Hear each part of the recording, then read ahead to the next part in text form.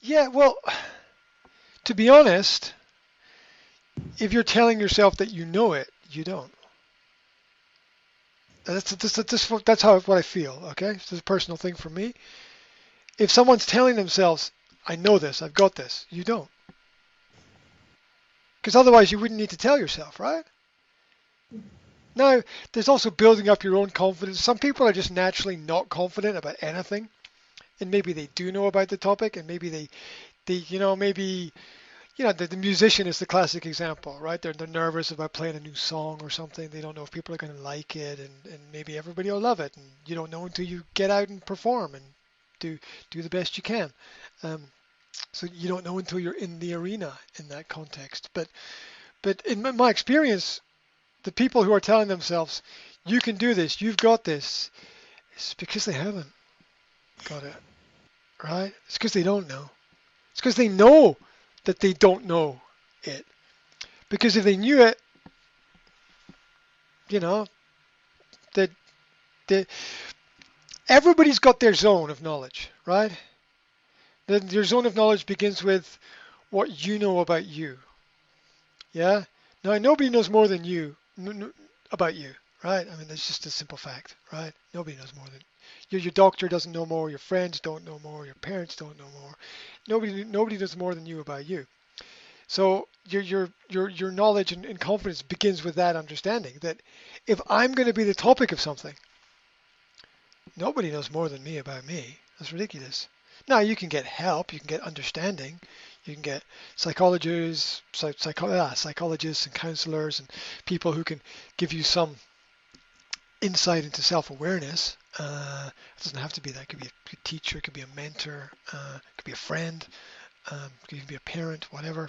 They can all give you insight into self, but um, and nobody knows more about you than you, and it begins with that. And so you know what you know and what you don't know. And as long as you're being honest about you, you'll be confident because nobody can tell you more about you than you.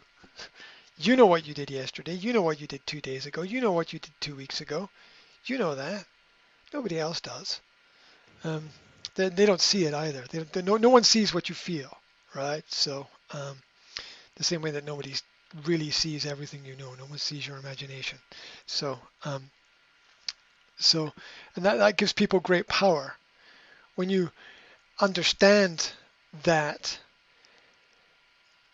other people's vision of you is projection of their own experiences, and then then you can be more confident in what you do because other people are just guessing. They don't really know. It's just a hunch. Now it might be correct. It might not.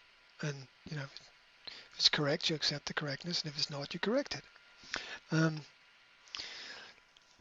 but as I said, people who are telling themselves, just there's everything in culture, almost everything that culture tells you is good is wrong. Everybody's got to know this, right? Almost everything that culture tells you is good is wrong. Everything's backwards, right? Go read the Bible. Everything is backwards, right? Um, and so when culture tells you, you got a group of people and they're all going, "Go, girl, you've got this. You can do this," and all these people behind her pushing her and supporting her, and it's nice to have people supporting and pushing you. But doesn't that just show that you're not confident in yourself about your own abilities, and that you need to be confident in your own abilities? Because if you're forever leaning on people around about you, it's going to be hard work for them to keep you standing. That's what friends are. Not in one sense, that's what friends are for. Friends are for supporting you when you need support in the hard times, in the bad times, not just the good times. But still, you need to grow within yourself. And if you don't grow and become self-confident, your friends will never grow and become self-confident. And you'll all be a group of semi-confident people supporting each other, and no one will ever grow. And your everybody's ultimate aim is to grow beyond where they're at into something new. As a caterpillar becomes the butterfly, right? We all need to grow in that way. And so it doesn't come from anything else except study. What does the Bible say? Study to show yourself approved unto God. Direct quote, King James Version. Yeah? Study to show yourself approved unto God. Not to the people around about you, but to your own knowledge of yourself within yourself. You must study. And so when people are not confident, it's either they don't know it within themselves or they're worried about other people's opinion of them. And that's a real thing, but it's something you have no control over. So it's a pointless thing. Because people will think what they think anyway. You know, as a musician in a band, you can play a brilliant song the best way you've ever played it, and there'll be somebody who says, "Oh, that was shit." Right? Or a whole group of people who say that. Right? Um, um, because people love to criticize. Um, um, so there. It's difficult when we're surrounded by people who know more, but that's the best way to improve. And sometimes these people can help us a lot. Sometimes they can be very unhelpful as well. You know, there's ego and arrogance as well. But there's nothing more reassuring as an employee than having an employer or boss who knows what they're doing and who knows what you're doing and knows how important it is, which is confidence from knowledge, from experience and understanding. Does that make sense? I just in my life, I've seen people not confident, and it's generally just because they don't know enough. And sometimes people are in work situations. Sometimes we're thrown into situations where we just don't know enough, and we have to realize that our lack of confidence comes from the fact we don't know. And somebody might ask us a question, and we don't know. And then we're like, what do I do there? Well, when I was studying to teach,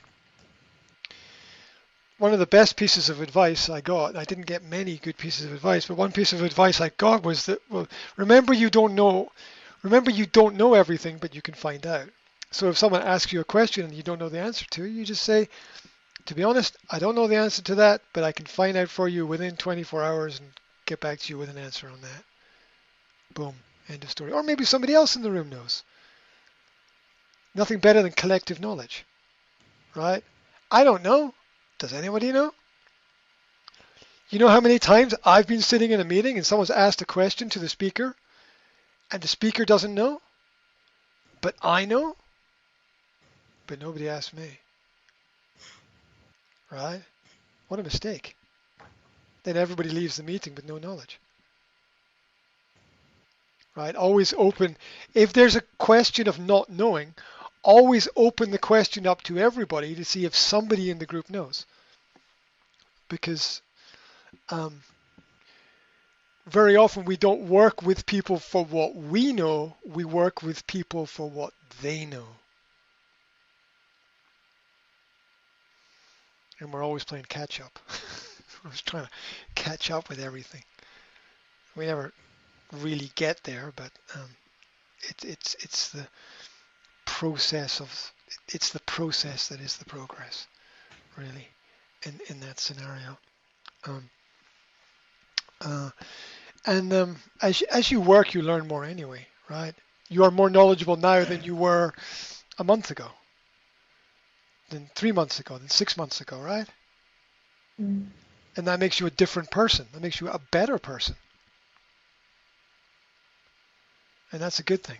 It's a good thing for everybody. It's never where you are, it's how far you've come. So it matters a lot. So